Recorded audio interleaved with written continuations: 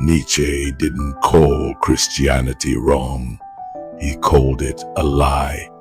And there's a crucial difference. Wrong means mistaken. A lie means self-deception. It means you're telling yourself a story that protects you from something you don't want to face. In the next 30 minutes, I'm going to show you 4 specific ways. Nietzsche argued, Christianity functions as a lie, not an error in belief, but a systematic pattern of self-deception that lets you avoid the hardest truths about existence. This will make you uncomfortable. Christians will feel attacked. Atheists will feel vindicated. Both reactions miss the point. Let's find out what you're actually believing and why. Before we go deeper, we need to understand what Nietzsche meant by calling Christianity a lie. He wasn't doing theology. He wasn't fact-checking biblical claims or debating whether miracles happened. Nietzsche was doing psychology, diagnosing the function Christianity serves in the believer's psyche. Here's the key passage from the Antichrist. I call Christianity the one great curse, the one great intrinsic depravity, the one great instinct for revenge for which no expedient is sufficiently poisonous. Secret, subterranean, petty. I call it the one immortal blemish of mankind. That's not a theological critique. That's a psychological diagnosis. Nietzsche is saying Christianity isn't just false belief. It's a coping mechanism that allows people to avoid facing reality. Think about what a lie does. A lie protects you from something painful. A lie lets you construct a version of reality that's more comfortable than the truth.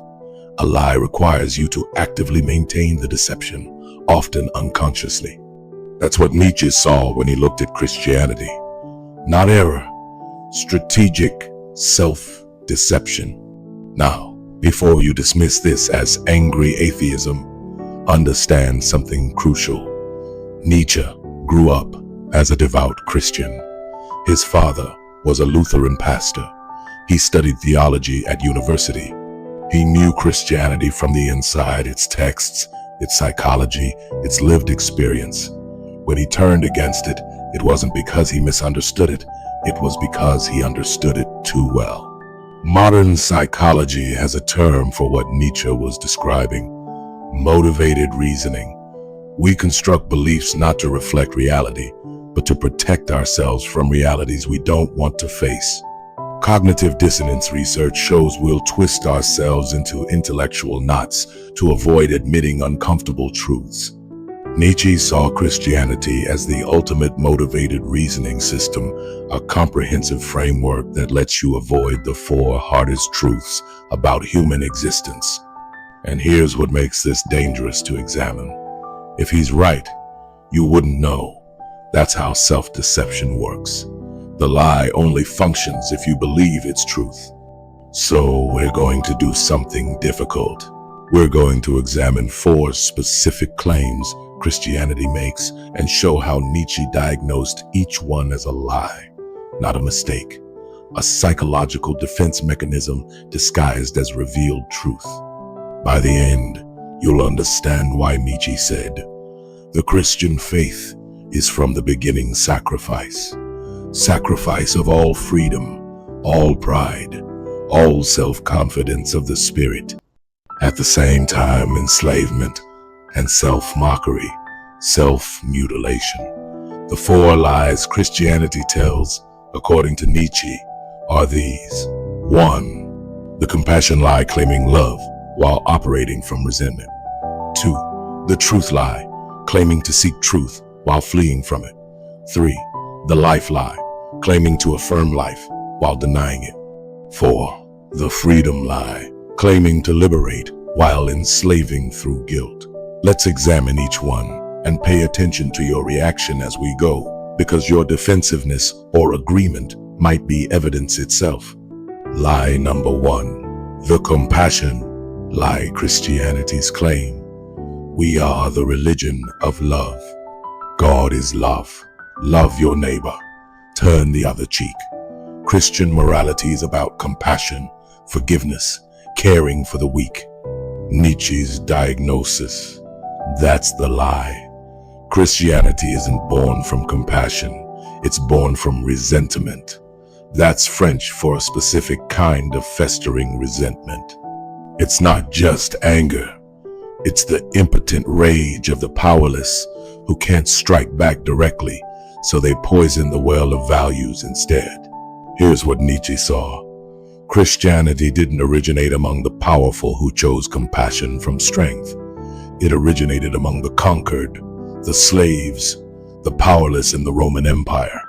And when you can defeat your oppressors through force, you defeat them through moral inversion. From Genealogy of Morals, first essay. The slave revolt in morality begins when resentment itself becomes creative and gives birth to values. The resentment of natures that are denied the true reaction, that of deeds, and compensate themselves with an imaginary revenge. Read that again. Imaginary revenge. Christianity's love ethic is actually a revenge fantasy of the weak against the strong. Here's how it works. You can't beat the powerful Romans. You can't match their strength, their beauty, their vitality, their worldly success.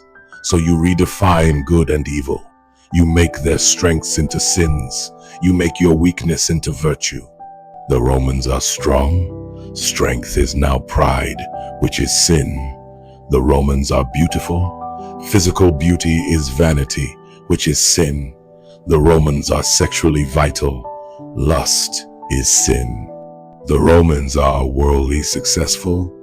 Attachment to earthly things is sin. The Romans are intellectually confident. That's the sin of human wisdom versus God's wisdom.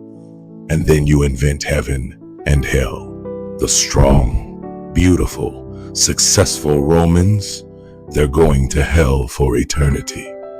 The weak, sick, poor, oppressed Christians, they're getting heaven for eternity. That's not compassion. That's the ultimate revenge fantasy. You think you're winning now. Wait until God judges you. Nietzsche writes, while the noble man lives in trust and openness with himself, the man of ressentiment is neither upright nor naive, nor honest and straightforward with himself. His soul squints. His spirit loves hiding places, secret paths, and back doors. Now here's where this gets uncomfortable. Look at modern Christianity. How much of it is actually resentment dressed up as righteousness? The prosperity gospel pastor preaching against wealth while living in a mansion that's not compassion, that's envy disguised as morality. The Christian who's gleeful about sinners going to hell, that's not love, that's schadenfreude with theological justification. The religious conservative furious about sexual freedom, is that moral concern or resentment toward people enjoying what you've denied yourself? The evangelical celebrating when someone famous falls into scandal, is that righteousness or ressentiment? Here's Nietzsche's test. Does your Christianity make you more loving or more judgmental? Does it increase your compassion, or does it give you moral permission to despise people while calling it holiness? Real compassion doesn't need the threat of hell. Real love doesn't fantasize about eternal punishment for your enemies. Real forgiveness doesn't keep a ledger that God will balance on Judgment Day. But if your Christianity is rooted in ressentiment, if it's psychological compensation for your own feelings of inadequacy, then you need hell. You need divine punishment. You need God to vindicate you against everyone who has more than you, enjoys more than you, lives more freely than you. The Sermon on the Mount isn't a compassion manual. It's a revenge document. Blessed are the poor, the meek, the persecuted, because you're going to inherit everything while your oppressors burn. Modern psychology calls this moral outrage as status-seeking behavior. Research from Yale shows people express more moral outrage when it benefits their social status. The righteousness serves the ego, not truth. Christianity's genius was making this ressentiment unconscious. You genuinely believe you love your enemies while fantasizing about their eternal torment. You genuinely believe you're humble while feeling morally superior to everyone outside your faith. You genuinely believe you're serving others while using charity to feel better about yourself. That's the first lie. Christianity as compassion. Nietzsche's diagnosis? It's resentment that found a way to feel virtuous about itself. And the most damning evidence? Your reaction to this section. Are you considering whether it's true? Or are you immediately defensive, proving you need to protect the lie? Before we go deeper into the next 3 lies, I need to tell you something. Most people will close this video right here, because the next lie, the truth lie, is where this gets personal.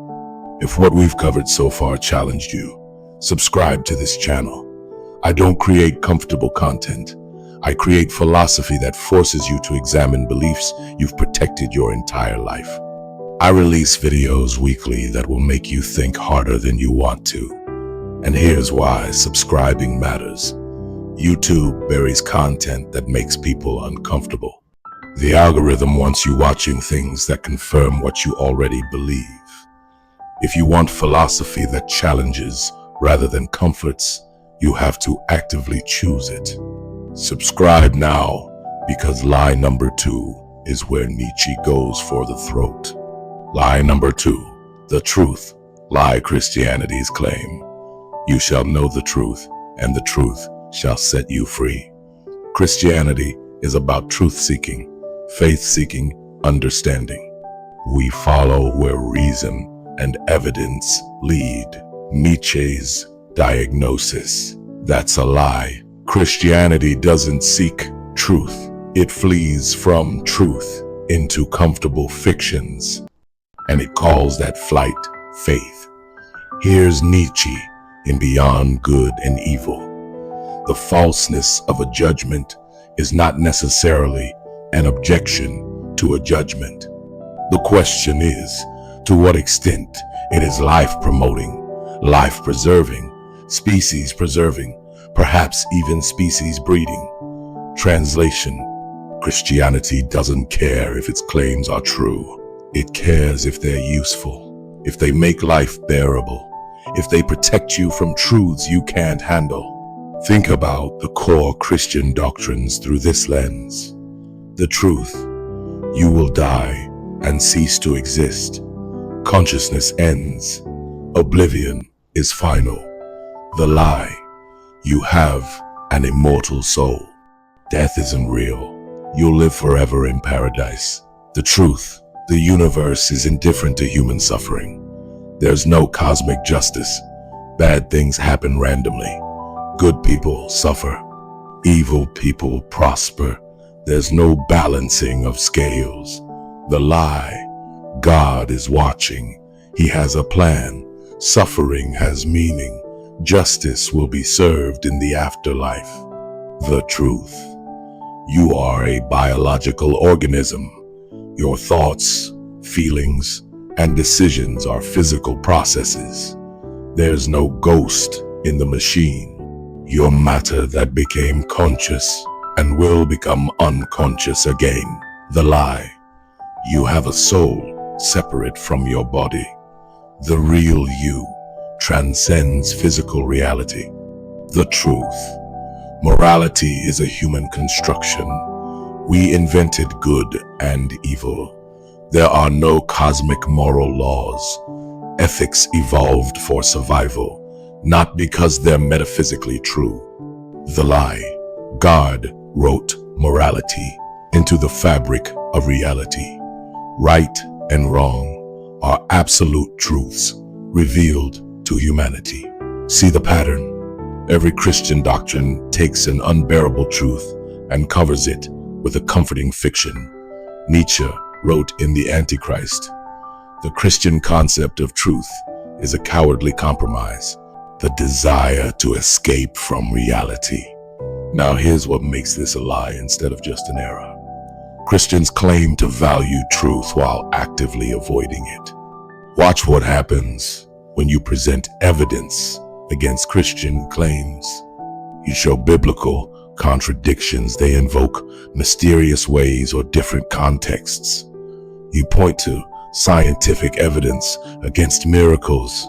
They retreat to faith transcends reason. You demonstrate moral problems in Scripture. They claim human understanding is limited. You present the problem of evil. They offer theodicies that protect God from criticism. That's not truth seeking. That's motivated reasoning dressed up as theological sophistication. The psychologist Jonathan Haidt's research shows we don't reason our way to conclusions. We reach conclusions emotionally, then use reasoning to justify them. Christianity has perfected this. Every challenge to faith has a pre-packaged response designed not to seek truth, but to protect belief. Here's the test Nietzsche would give. What would it take for you to conclude Christianity is false? If your answer is nothing could convince me, or I just know in my heart, that's not faith. That's epistemic closure. That's deciding you'll believe something regardless of evidence and calling that virtue. Real truth-seeking means being willing to be wrong.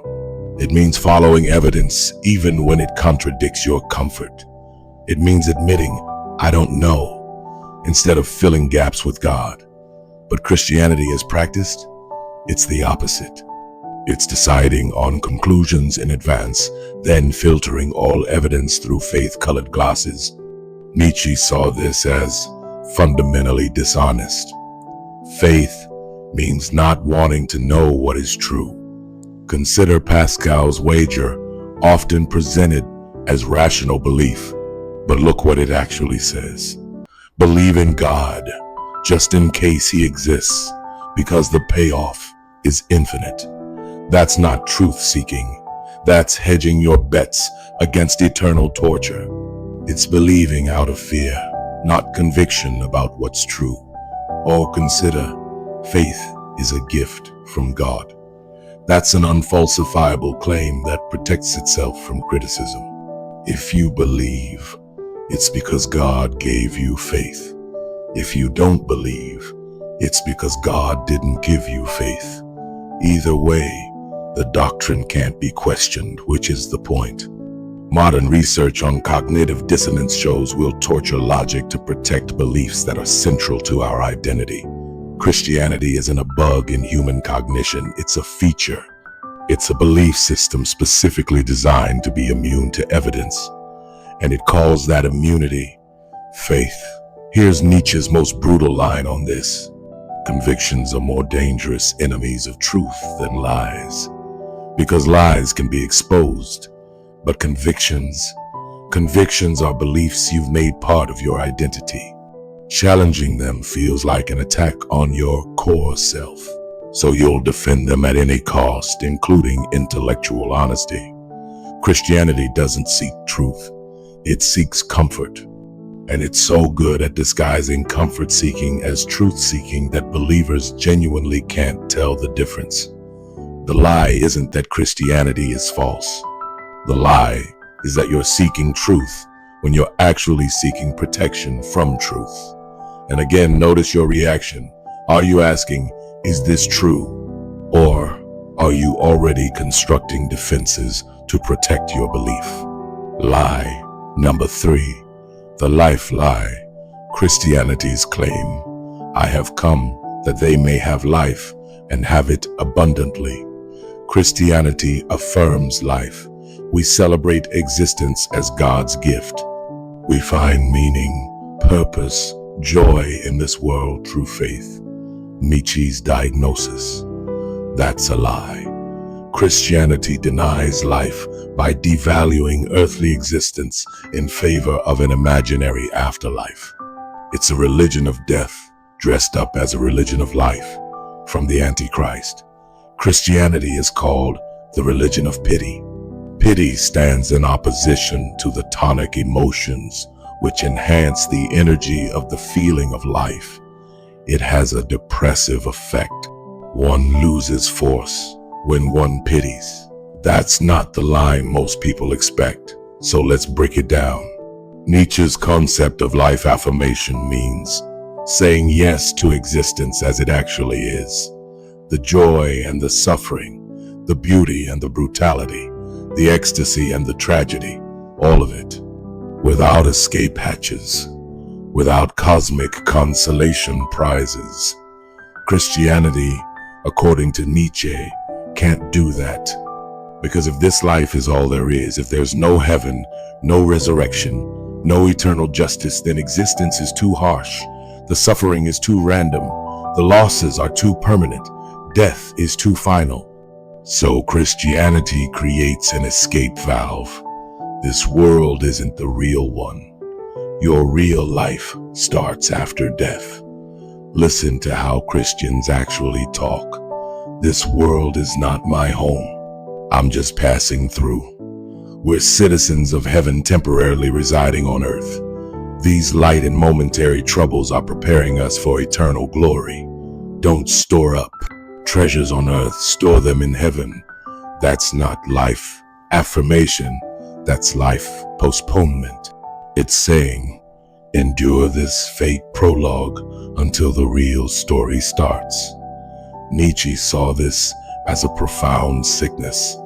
From Thus Spoke Zarathustra, once the sin against God was the greatest sin, but God died, and these sinners died with him. To sin against the earth is now the most dreadful thing. To sin against the earth. That's what Christianity does in Nietzsche's diagnosis. It treats earthly existence as inferior, temporary, corrupted. The body is sinful. The world is fallen. Natural desires are temptations. Physical pleasure is suspicious. Material success is spiritually dangerous. All of life's intensity, sexuality, ambition, power, pride, rage, joy gets labeled as sin or vanity or fleshly temptation.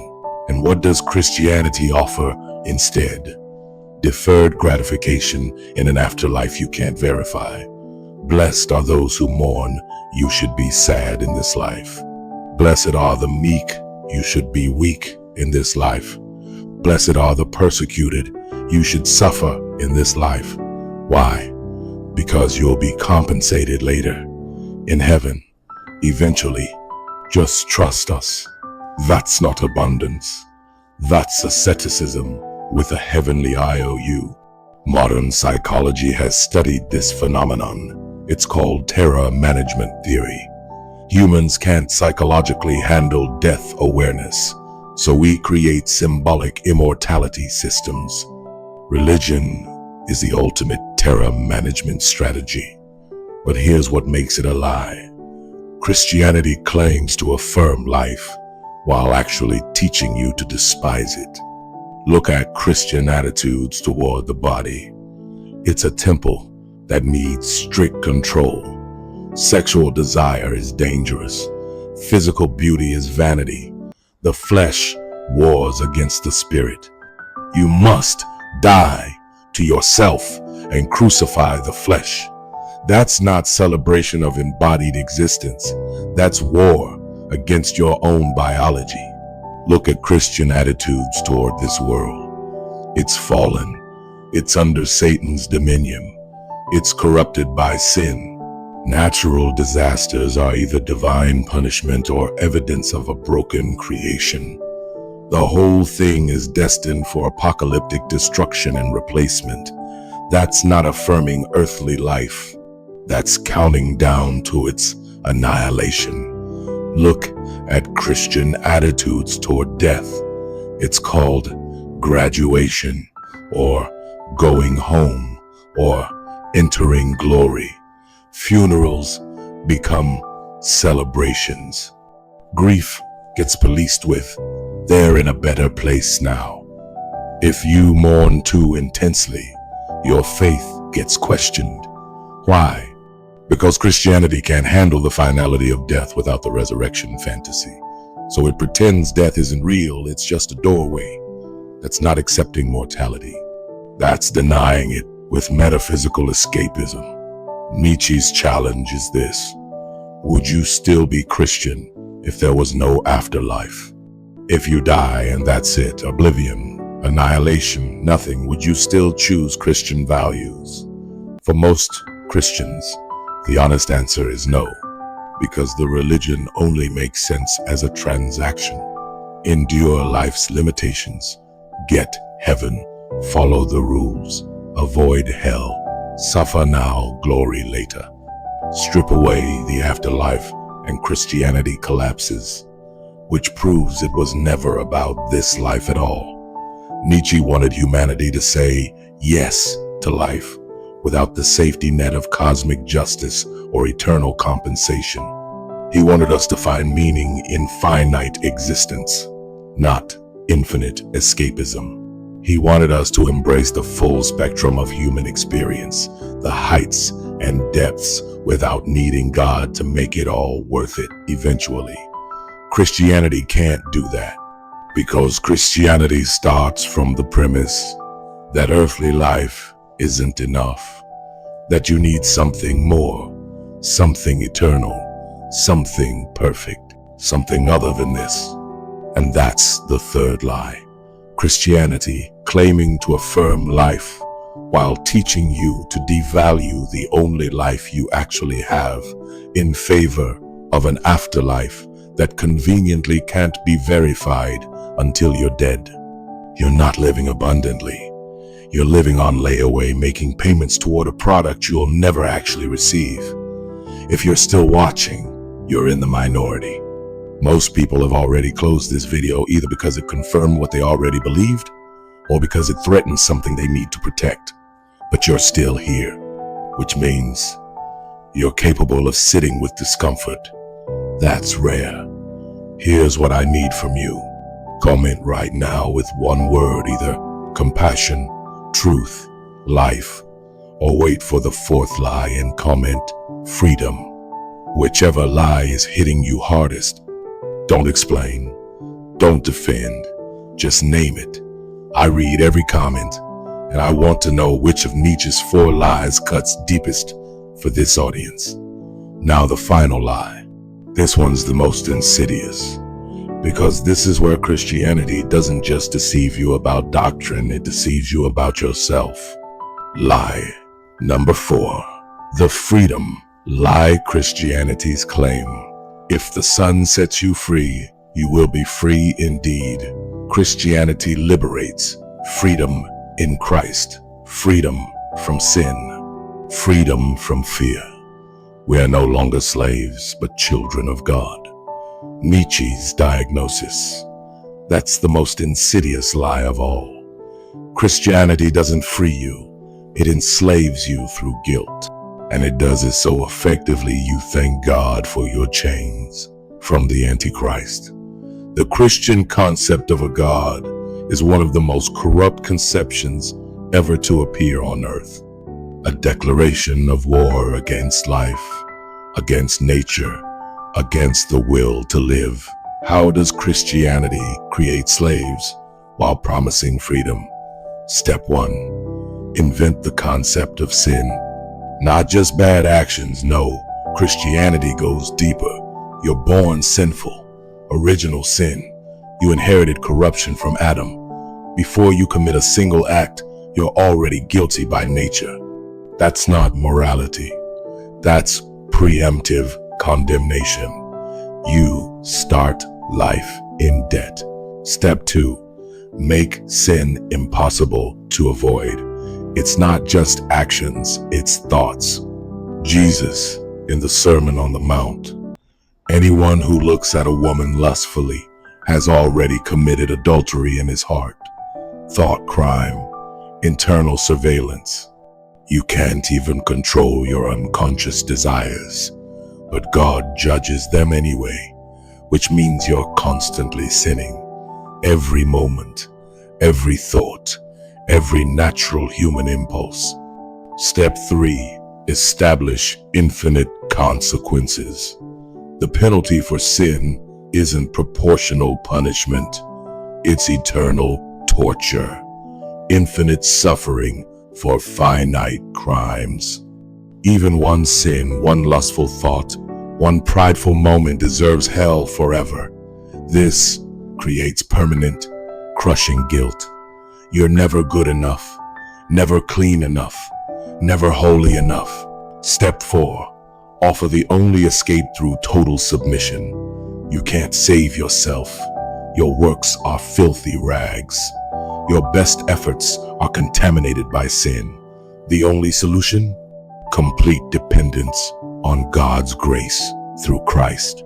Surrender your will. Surrender your judgment. Surrender your autonomy. Accept Jesus. Submit to God. Let go and let God. Step 5. Call this slavery freedom. This is the genius of the con. Once you've surrendered everything, your autonomy, your reason, your natural desires, your self-determination, Christianity tells you you're free. Free from what? Free from the very guilt Christianity invented in the first place. It's like someone breaking your legs, offering you crutches, and calling it liberation. Nietzsche saw this clearly. The Christian faith is from the beginning sacrifice. Sacrifice of all freedom, all pride, all self-confidence of the spirit. At the same time, enslavement and self-mockery, self-mutilation. Look at Christian language about freedom. Freedom isn't doing what you want, it's doing what God wants. True freedom is slavery to Christ. I'm a slave to righteousness now, instead of a slave to sin. Not my will, but thy will be done. That's Orwellian doublespeak. Slavery is freedom. Submission is liberation. Giving up your will is finding your true self. Modern psychology calls this learned helplessness. When you're repeatedly told you're powerless, incapable, dependent, you internalize it. You become psychologically incapable of autonomy. Christianity weaponizes learned helplessness and calls it faith. The guilt mechanism is particularly sophisticated. Research on shame and guilt shows that chronic guilt leads to external locus of control. You can't trust yourself. Perfectionism and anxiety. You're never good enough. Dependence on authority figures. You need someone to tell you you're okay. Fear-based motivation. Avoid punishment rather than pursue authentic goals. That's not freedom. That's psychological captivity. Here's Nietzsche's test. What happens if you try to leave? A free association allows voluntary exit. An enslaving system punishes departure. Christianity threatens hell for apostasy. It teaches backsliders are in spiritual danger. It tells you that doubts are Satan attacking your faith. It warns that leaving the fold means destruction. That's not freedom, that's hostage psychology. And the most damning part, Christianity makes you police yourself. You don't need external surveillance because you've internalized God's omniscient judgment. You monitor your own thoughts. You confess your own sins. You beg for mercy from the very system that declared you guilty. It's the perfect prison. You're both the prisoner and the guard. Nietzsche contrasted this with what he called the sovereign individual. Someone who determines their own values, owns their choices, creates their meaning without needing cosmic permission. Christianity can't tolerate sovereign individuals because sovereign individuals don't need salvation. They don't need priests as intermediaries. They don't need scripture as instruction manuals. They don't need God as the ultimate authority. So Christianity must break you, convince you you're fundamentally broken, make you believe you can't be whole without divine intervention. That's not liberation theology. That's dependency creation. The fourth lie, Christianity as freedom. Nietzsche's diagnosis. It's the most sophisticated enslavement system ever invented. one that makes you grateful for your chains and suspicious of anyone who suggests you could remove them. Real freedom would mean determining your own values, accepting responsibility for your choices, living without the need for cosmic validation or eternal punishment as motivation. Christianity offers the opposite: prescribed values, offloaded responsibility onto God's will, constant need for divine approval. And the evidence it's working? You can't even imagine living without it. The thought of a life without God feels like chaos, meaninglessness, terror. That's not because life without God is actually meaningless. It's because Christianity has trained you to be incapable of autonomous meaning-making. You're free the way a bird born in a cage thinks the cage is freedom because it's never known flight. So here we are. 4 lies, according to Nietzsche. The compassion lie. Your love is actually resentment disguised as virtue. The truth lie. Your faith is actually flight from truth into comfortable fiction. The life lie. Your religion affirms life while teaching you to despise it. The freedom lie. Your liberation is actually enslavement through guilt. But here's the question Nietzsche forces you to confront. Does knowing this change anything? Because if Christianity is a lie, if it's a psychological defense mechanism against unbearable truths, then exposing the lie doesn't automatically free you from needing it. Nietzsche wrote in Beyond Good and Evil, one must have chaos in oneself to give birth to a dancing star. Translation: if you strip away the Christian framework, the cosmic justice, the afterlife, the divine plan, the moral certainty, you're left with chaos, meaninglessness, the void. Most people can't handle that. They need the structure. They need the story. They need God as the ultimate answer to every hard question. And maybe that's okay. Nietzsche wasn't writing for everyone. He wrote for what he called free spirits, people capable of living without metaphysical training wheels. So, let's be honest about where you actually stand. If you're a Christian and this video made you furious, ask yourself why. Is it because the arguments are wrong, or because they threaten something you need to believe? Notice if your reaction is intellectual disagreement or emotional protection. If you're an ex-Christian and this video felt validating, be careful. Nietzsche wasn't trying to make atheism comfortable either. If you just replaced Christian certainties with atheist certainties, you missed his point entirely. If you're skeptical and this confirmed your biases, remember Nietzsche also critiqued the Enlightenment project. If you think science and reason will save humanity, Nietzsche would call that another lie, just a different one. The uncomfortable truth is this: Nietzsche wasn't offering a replacement worldview. He was removing worldviews and forcing you to confront reality without them. No God to give you meaning, so create your own. No afterlife to make suffering worthwhile, so find worth in the suffering itself. No cosmic justice to balance the scales, so stop waiting for external validation. No divine plan, so take responsibility for your choices without blaming or crediting God. That's what Nietzsche called amor fati, love of fate. Not resigned acceptance, but passionate affirmation of existence exactly as it is. Most Christians can't do that because Christianity is precisely what allows you to avoid doing it. But here's the paradox. If you need Christianity to cope with existence, then Nietzsche's critique stands. You're using belief as anesthetic. The lie is functional. On the other hand, if you can acknowledge Christianity's psychological functions and still choose it, if you can say, yes, this helps me cope with death and meaninglessness and suffering, and I choose this framework consciously, then maybe it's not a lie anymore. Maybe it's a tool you're using knowingly. The difference between a lie and a truth isn't always factual accuracy. Sometimes it's self-awareness.